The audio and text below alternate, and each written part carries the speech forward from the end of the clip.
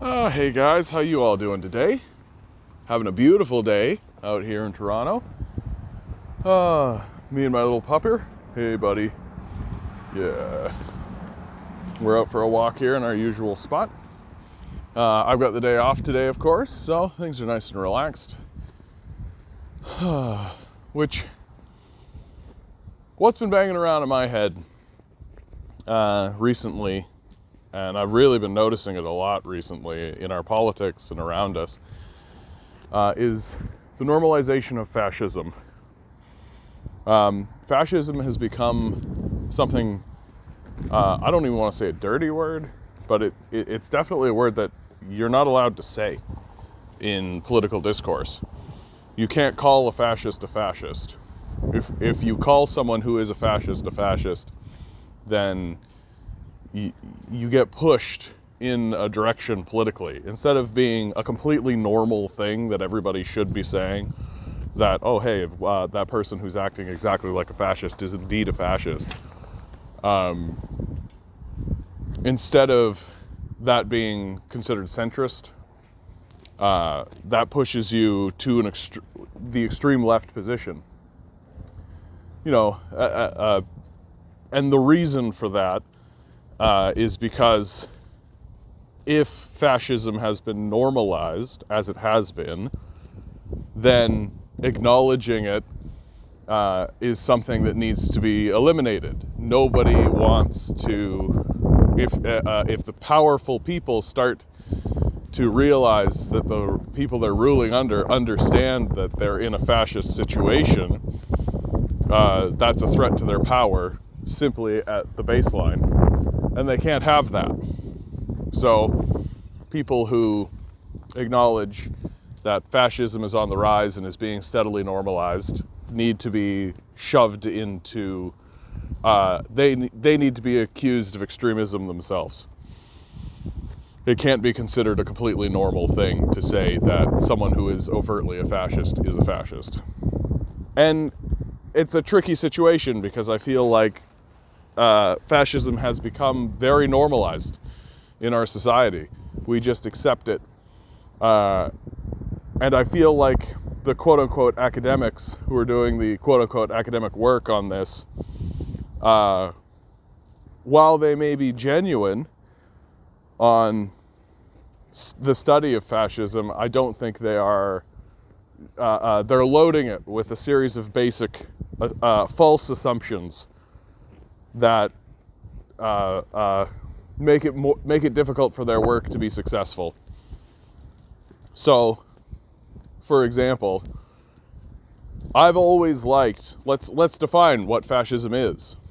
Like, we know what capitalism is, right? Capitalism is a system by which the means of production are owned by private individuals, and those private individuals hire employees who have to sell their labor onto a labor market. This system is, of course, policed by the military and by the society that we live in, the political system, our democracy here in Canada. When does that capitalist system tip over into fascism? I think Mussolini articulated it best. He said that fascism would be better called corporatism because it is a merger of the business class and the political class. That's coming from the guy who invented the term fascism. So when it has a kind of theocratic link to it, that theocracy is when the church and state merge. And we have a very strong position of the separation of church and state. The church and state needs to be separated. Well, why don't we think that businesses and the state need to be separated? This is what people are talking about when they're saying we need to get money out of politics. Well, why? Because the merger of business and the state is fascism. And this is what I'm talking about when I'm saying that fascism has become extremely normalized. Not only are we seeing just straight out businessmen running for political offices, we're seeing complete capitulation to businesses, failed businesses from the state, with this complete, total cyclical understanding. Like you go from the business community to the political community, back to the business community. There's a complete, streamlined, seamless understanding that if you do well for the businesses and they like you, they're going to fund you and they're going to back you to run in the political system so that you can complete or further the merger of the business community with the political community so that they become one and the same. And that's been happening over the last 40 years. It's been steadily occurring that the business class has become the political class. And they have done really good work to try and convince everyone that that's the moderate position. So when the banks collapse in 2008 and the government has to come in and bail them out, what do you think that is? What do you think that is? They'll tell you that, well, we need to prop up this institution because if it falls down, it'll cause mass despair amongst the working class. So we have to give billions and billions of dollars in bailouts to these failed institutions that then take that money and give it to themselves and lay off a bunch of workers. When in reality, any rational, sane thinking person would go, well, if your concern is for the workers, why don't you just give the money to the workers? Why don't you bail out the workers directly? Why are you funneling this money through this failed system that's betraying them overtly and openly? Because at the end of the day, fascists are liars, and they're not interested in the workers. They're just interested in deceiving the workers. They're interested in creating a narrative where the workers will go along with it, while the merger of the business class and the political class becomes tighter. That's what all this quantitative easing is. It's an implicit agreement between the business class and the political class that it doesn't matter how badly the businesses fail. They're quote unquote too big to fail. It doesn't matter how corrupt they are. It doesn't matter how in bed they all are together, because the business interest is the national interest, which, if we listen to Mussolini, is fascism. But that's become so normal that we consider that a moderate position. We consider that a moderate situation. But now with the election of Donald Trump, and probably the re-election of Donald Trump after Joe Biden's disastrous run, it's becoming more and more clear. Or at least people are beginning to accept more that the system that they're living under is a fascist system. Now we have one boon, we have one trick up our sleeves, which is that we still, in Canada at least, we still do have a functioning parliamentary system. We can vote not for fascism. We can say, okay, fascism, no, let's get away from it. And here in Canada, the trouble is that we're in this extreme period of denialism, that facts, evidence, intellectual discourse, rational thought, these don't matter. What matters is this illusionary narrative that has become more and more entrenched in our society. There are people who legitimately still believe that we can keep pumping oil. There are people who legitimately believe that we can keep maintaining these systems. Hey, how you doing? Yeah, there's a good one. And we cannot. We simply cannot. And what's happening is that there is something of a reckoning. Our political system is having to deal with a business system that's plan is to destroy us. The plan is to extract as much wealth from the society as you possibly can, and then abandon that society.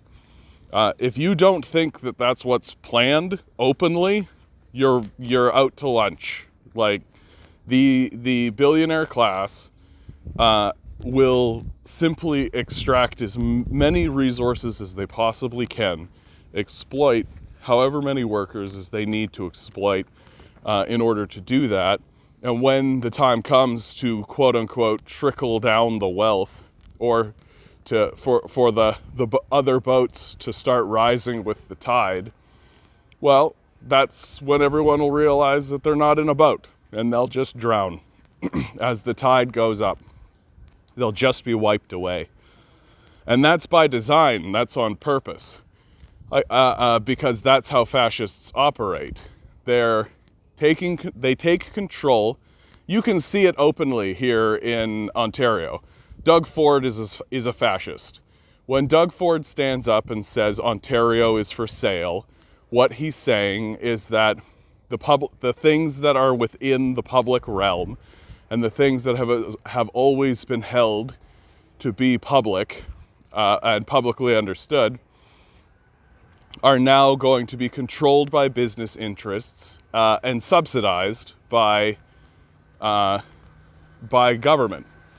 So the workers will pay the rich for their mistakes.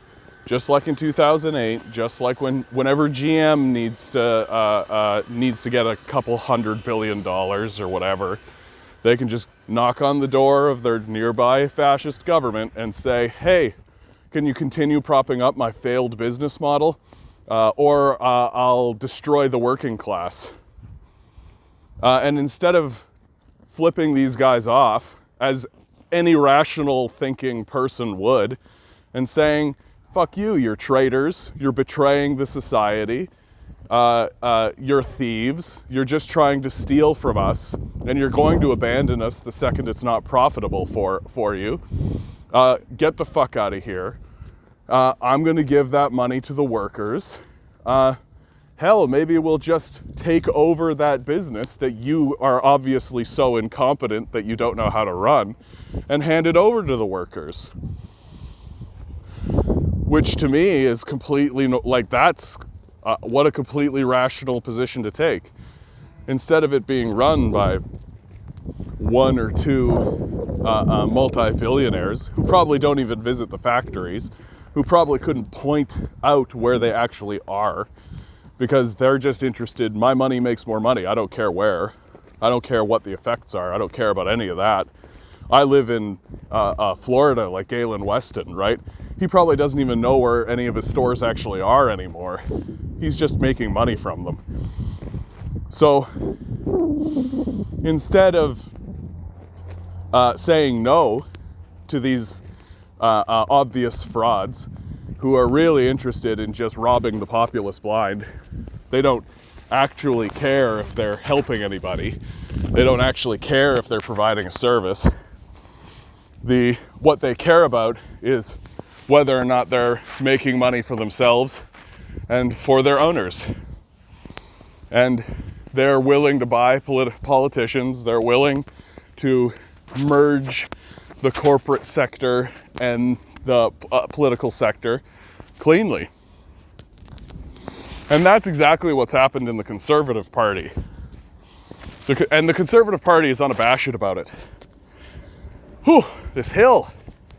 Every time with this hill. Whew. Okay, I did it. Hill. The Conservative Party here in Canada is completely merged with corporate interests. They're not, it's not that they're representing those interests, it's that the merger is complete. Like Stephen Harper is the perfect example of this. Stephen Harper comes out of the oil industry. He was like an accountant in the oil industry. He goes into politics, funded and supported by guess who? The oil industry.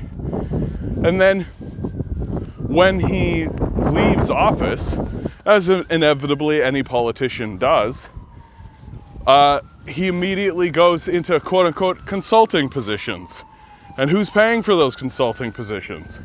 Oh, is it the oil industry? Big shocker. So here you have a party that is completely wholesale bought by corporate interests and uses its power and its wealth in order to deceive the populace into believing all kinds of absurdities. The most dangerous one, of course, being that climate change is a hoax, or climate change isn't a big deal, or there's nothing going on with this climate change thing. What's more important than climate change is giving money to billionaires by selling yourself into an open market, which is what we call, quote unquote, the economy. People say, the economy. Oh, but what about the economy? And they think they're saying, well, what about this completely equitable system of distribution that we have? But what they're actually saying is, well, what about the billionaires? And my response is steadily, well, what about the billionaires? I mean, they have their spoils, they plundered the society, they pillaged us, the way that thieves do, right? They bribed a bunch of politicians to go along with them. Over the last 40 years, it's been complete wholesale, with Doug Ford proclaiming that Ontario is for sale. Like, I don't know what more you need to see that the system that we're under is a complete failure. You have a youth that can't find work, and then you have middle-aged people, such as myself, who are just jammed into retail jobs and jammed into these places, basically just scrambling around trying to find any amount of stability. And they're finding when they get into those positions that the wages they're making aren't enough to actually pay to live. And if they are enough to pay to live, the amount of squeeze that's coming, raising rents and lowering wages, we see on the horizon that, well, eventually that won't be the case. If things continue this way, if we continue to normalize fascist activity, if we continue to allow businesses to control the political system. And there does come a moment, like if we all get our act together, and if we all stand as one, and if we say, oh hey, maybe no to fascism, which we've been routinely doing to the conservatives who are fascists. I think that's a completely centrist position to take, to acknowledge that the fascists are fascists and the conservatives are fascists. They deny that climate change is real. They are completely merged with business interests. They will abandon just look at Jason Kenney. He's just abandoning his populace. Doug Ford is just abandoning his populace. They're only interested in money for themselves. And if there comes a moment where we all get together and say no to fascism as a people, there's a very strong and legitimate threat that the fascists will simply go, oh well, I guess this democratic system is, that was a fun experiment, but it looks like the people have gone to extremes. The people are out of their mind. They don't know what's good for them. They've lost their way, and so we, with our rational thinking and with the way that we are, will take control of the society and rule it, as is our divine right. Because they fundamentally do believe in the divine right of kings. That's how they justify these billionaires. That's how they justify all this stuff. They believe that they have the divine right. They believe that the structure of their system is naturally brought, right? And they're very open about that. That they believe that forcing people to sell their labor onto a market for the benefit of billionaires is natural and normal. Just like people believed that the divine right of kings, that if you were born a prince, you were just the hereditary king, and that was the way it was. Which is foolish from the outset. And the people who are buying into that are completely gullible and completely subservient to this sort of fascist ideology that says to them, you need to sell your life to me so I can be successful, and then my son will thrive while you die in a hole. And that's the beating heart of the whole conversation. So I feel like as we move forward, we need to stop accepting the normalization of fascism. We need to stop believing and stop listening to these propagandists. And when I say propagandists, I really do mean like corporate news. Like the CBC is only slightly better because the CBC always defers to the ruling party. And right now the ruling party are the Liberals. And I haven't even gotten into the Liberals and where they stand on this. Now, the Liberals are not fascists.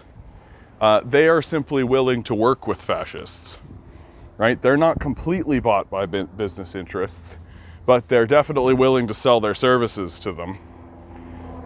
The Liberal Party is very much like in Germany. There's the province or the principality, or however they break up their society,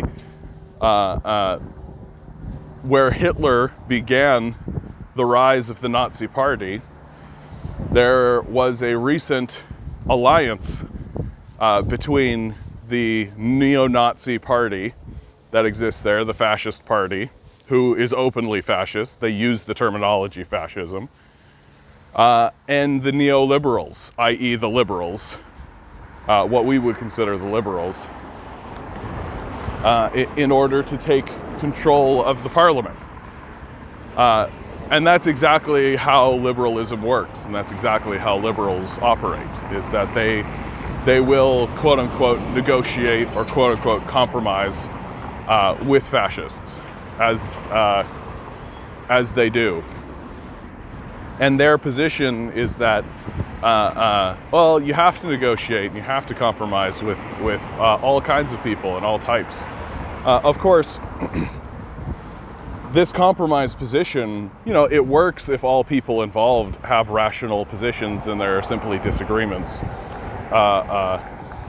over policy issues. That's fine. That's a fine position to take. But when one of the people are saying, hey, we should genocide a population, hey, we should go into First Nations people and throw them off their land and drive a pipeline through it against their consent and will. Fascist stuff. To negotiate and to attempt to compromise with that position turns you into a fascist. You can't be spineless against these people. You have to say no to certain things based on moral principle, based on the idea that people have the right to live. Because at the end of the day, God damn it, nobody asked to be here.